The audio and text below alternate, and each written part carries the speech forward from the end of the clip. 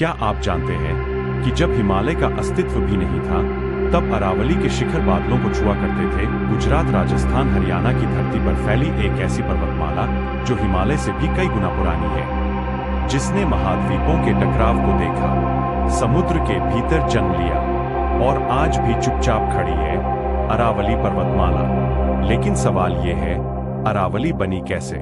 क्या ये भी हिमालय की तरह प्लेटों के टकराव से बनी, या इसके पीछे छिपा है धरती के इतिहास का कोई गहरा रहस्य? आज के इस वीडियो में हम जानेंगे अरावली पर्वतमाला के निर्माण की पूरी कहानी। अरावली पर्वतमाला का परिचय। अरावली पर्वतमाला भारत के उत्तर पश्चिमी भाग में फैली हुई है। यह श्रृंखला दिल्ली से लेकर गुजरात तक लगभग 800 किलोमीटर लंबी है। प्रमुख राज्य दिल्ली, हरियाणा, राजस्थान, गुजरात। अरावली को भारत की सबसे प्राचीन पर्वत श्रृंखला माना जाता है, जिसकी उम्र लगभग 2.5 से 3 अरब वर्ष बताई जाती है।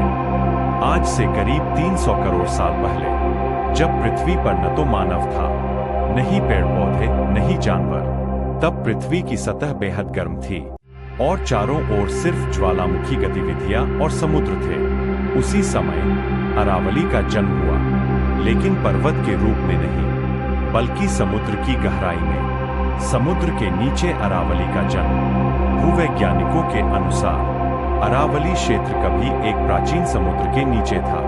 इस समुद्र में ज्वालामुखी लावा, खनिज पदार्थ, तलछटी चट्टानें लगातार जमा होती रही। समय के साथ ये परतें सख्त होकर चट्टानों में बदल गईं। इन्हीं चट्टानों को आज हम अरावली की आधारशिला मानते हैं। टेक्टोनिक प्लेट्स की भूमिका। अब आता है सबसे महत्वपूर्ण मोड़। करीब 200 करोड़ साल पहले पृथ्वी की टेक्टोनिक प्लेट्स में हलचल शुरू हुई। भारतीय प्लेट, यूरेशियन प्लेट। इन प्लेट्स के दबाव और हलचलों से समुद्र की नीचे जमी चट्टानें धीरे धीरे ऊपर उठने लगी। लेकिन ध्यान देने वाली बात यह है, अरावली का निर्माण हिमालय की तरह तेज टकराव से नहीं हुआ, बल्कि यह हुआ धीरे धीरे लंबे समय में, कम दबाव के साथ। इसीलिए अरावली आज कम ऊंचाई वाली पर्वतमाला है। क्षरण ने बदला रूप। जब अरावली ऊपर उठ चुकी थी, तब प्रकृति ने अपना दूसरा काम शुरू किया, क्षरण। करोड़ों वर्षों तक हवा, बारिश, तापमान परिवर्तन ने अरावली की ऊंची चोटियों को धीरे धीरे घिस दिया। जब हिमालय ऊपर उठ रहा था, तब अरावली पहले ही अपनी ऊंचाई खो चुकी थी। अरावली और थार मरुस्थल।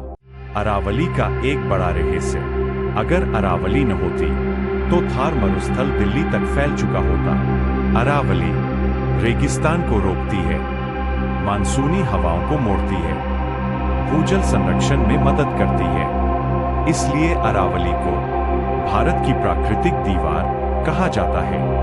अरावली का पर्यावरणीय महत्व।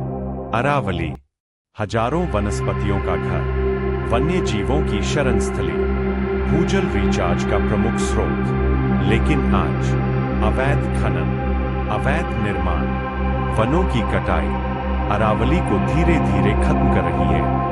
अरावली आज खतरे में। संयुक्त राष्ट्र की रिपोर्ट कहती है, अरावली भारत की सबसे अधिक क्षतिग्रस्त पर्वतमाला है। अगर समय रहते संरक्षण नहीं हुआ, तो आने वाली पीढ़ियां अरावली को सिर्फ किताबों में ही पढ़ेंगी। अरावली सिर्फ पहाड़ नहीं, यह पृथ्वी का इतिहास, भारत की ढाल और प्रकृति की अमूल्य धरोहर है। करोड़ों साल पुरानी यह पर्वतमाला आज हमसे संरक्षण की मांग कर रही है। अगर आपको यह वीडियो पसंद आया हो तो वीडियो को लाइक करें और चैनल को सब्सक्राइब जरूर करें और कमेंट में बताएं अरावली के बारे में आपकी क्या राय है। तो मिलते हैं एक और नई इंटरेस्टिंग वीडियो में। तब तक के लिए जय हिंद, जय भारत।